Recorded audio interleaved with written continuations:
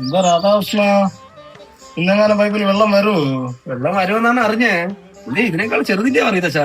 ഞങ്ങളുടെ ചെറിയ കുടുംബമല്ലേ, അപ്പൊ ഇതൊക്കെ അല്ലേ പറ്റുള്ളൂ. ഓ നിങ്ങളുടെ ചെറിയ കുടുംബമാണല്ലേ. കേരളത്തിൽ എന്തൊരു മാറ്റമാണ് മാറിയിരിക്കുന്നത്. ആ വരുന്നാലെ കണ്ടേ, ഇപ്പൊ പണ്ട് ഇവിടെ നണ്ടുവരാൻ പറ്റി നടന്നെയാണ്. ഇപ്പൊ അവരൊരു ഗൗരവം കൊണ്ട് വിചാരിക്കും വലിയ ആളെന്നാണ്. ഓ ആ എന്നെയാണോ നിങ്ങളെപ്പോ വന്നു? ഇങ്ങനെ അറിയോ?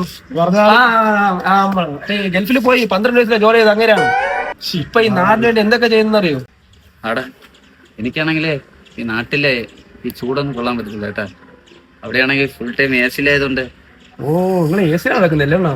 ഓ എന്താണ് സംഭവമാണ് പറയുന്നേട്ടാ. എല്ലാം വന്ന് രാധാകൃഷ്ണ നമ്മൾ രക്ഷപ്പെട്ടു.